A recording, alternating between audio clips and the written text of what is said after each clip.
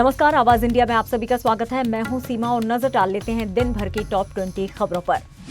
प्रधानमंत्री नरेंद्र मोदी अयोध्या पहुंचे, जहां मुख्यमंत्री योगी आदित्यनाथ और राज्यपाल आनंदीबेन पटेल ने एयरपोर्ट पर उनका स्वागत किया। प्रधानमंत्री ने 1 किलोमीटर लंबा रोड शो किया, जिसमें लोगों ने उत्साहपूर्वक उनका अभिवादन किया। इसके बाद वो राम मंदिर के शिखर ध्वजारोहण कार्यक्रम में शामिल हुए। मंदिर पहुंचकर उन्होंने पूजा अर्चना भी की।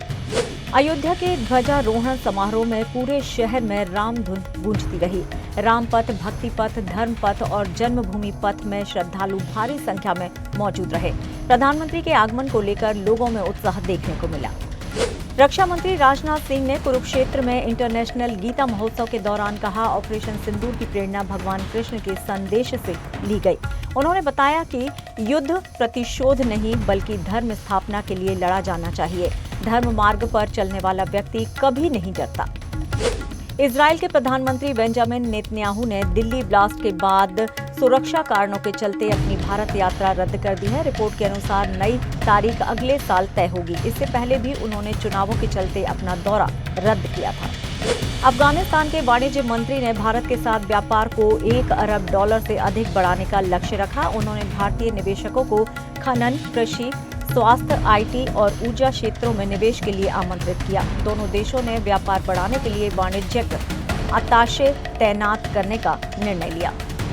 सुप्रीम कोर्ट कृष्ण जन्मभूमि शाही ईदगाह विवाद पर 1 दिसंबर को एक और याचिका पर सुनवाई करेगा। इस याचिका में इलाहाबाद हाई कोर्ट के आदेश को चुनौती दी गई है।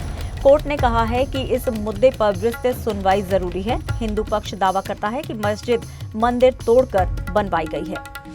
वृंदावन के निधि वन में बिहार पंचमी के अवसर पर ठाकुर बांके बिहारी का महाअभिषेक किया गया। वैदिक मंत्रों के साथ हुए अभिषेक से पूरा परिसर भक्तिमय हो उठा। शोभा यात्रा की तैयारियां भी शुरू हो गई हैं। इथियोपिया में ज्वालामुखी विस्फोट से निकली राख दिल्ली एनसीआर तक पहुंच गई है, जिससे उड़ानों पर असर पड़ा है। कई एयरलाइंस ने अपनी उड़ानें रद्द कर दी हैं।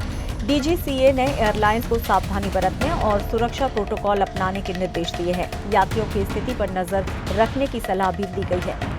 हैदराबाद के ईएसआई अस्पताल में मरम्मत के दौरान सेंटरिंग संरचना गिर गई। मलबे में दबे 4 श्रमिक गंभीर रूप से घायल हो गए हैं। हादसा आपातकालीन वार्ड में हुआ, जहां कुल 5 मजदूर काम कर रहे थे। सभी घायलों का अस्पताल में इलाज जारी है।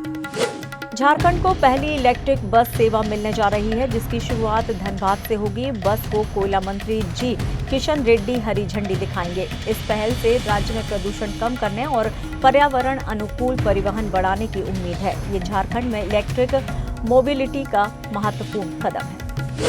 उत्तर भारत में बर्फबारी के बाद ठंड बढ़ गई है और बंगाल की खाड़ी में चक्रवात बनने की संभावना जताई गई है। इससे तमिलनाडु, अंडमान, केरल और तटीय आंध्र प्रदेश में भारी बारिश हो सकती है। दिल्ली में ठंड और प्रदूषण दोनों बढ़ने की आशंका है। साथ ही कई राज्यों में तापमान तेजी से गिर रहा है। बिहार के सारण में तेज रफ्तार कार ने एक स्कूल वैन को टक्कर मार दी। हादसे में 12 से ज्यादा बच्चे घायल हुए हैं और 5 की हालत गंभीर है।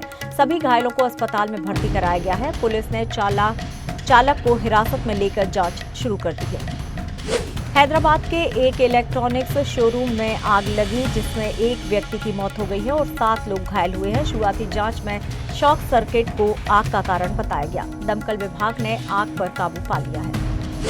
चीन भारत के प्रति दोहरा रवैया अपनाए हुए है। जहां वो दोस्ती की बातें कर रहा है, वहीं सीमा के पास बुनियादी ढांचे को मजबूत कर रहा है। तिब्बत में यूएवी परीक्षण केंद्र और सैन्य ठिकानों का विस्तार किया गया।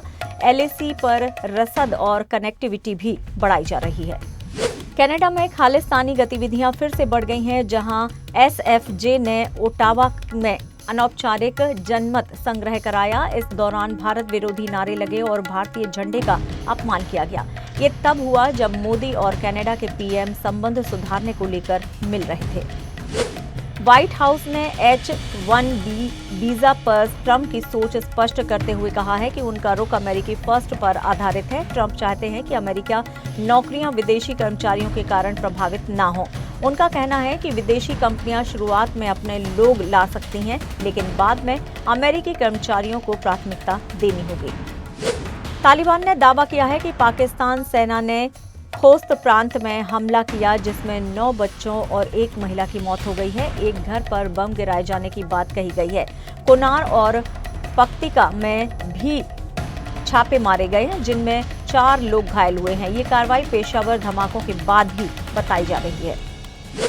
धर्मेंद्र के निधन पर अमिताभ बच्चन हुए भावुक। उन्होंने लिखा कि धर्मेंद्र अपने बड़े दिल और सादगी के लिए जाने जाते थे। उनके जाने से गहरा सन्नाटा छा गया है। उन्होंने धर्मेंद्र की विरासत को अविस्मरणीय बताया। धर्मेंद्र के निधन पर पाकिस्तान में भी शोक व्यक्त किया गया। पूर्व क्रिकेट कप्तान राशिद लतीफ ने कहा है कि धर्मेंद्र एक लेजेंडरी हीरो थे। उन्होंने बताया कि उनकी फिल्म शोले आज भी दिलों में बसती है। पाकिस्तान में भी उनके करोड़ों प्रशंसक हैं। भारत की महिला दृष्टि बाधित क्रिकेट टीम ने T20 विश्व कप जीतकर इतिहास रच दिया। देश भर में खिलाड़ियों का भव्य स्वागत किया गया। कर्नाटक भाजपा अध्यक्ष VY विजेंद्र ने टीम को बधाई दी। जीत का वीडियो सोशल मीडिया पर अब खूब साझा किया जा रहा है। फिलहाल टॉप 20 खबरों में इतना ही, लेकिन आप देखते रहिए आवाज इंडिया। नमस्कार।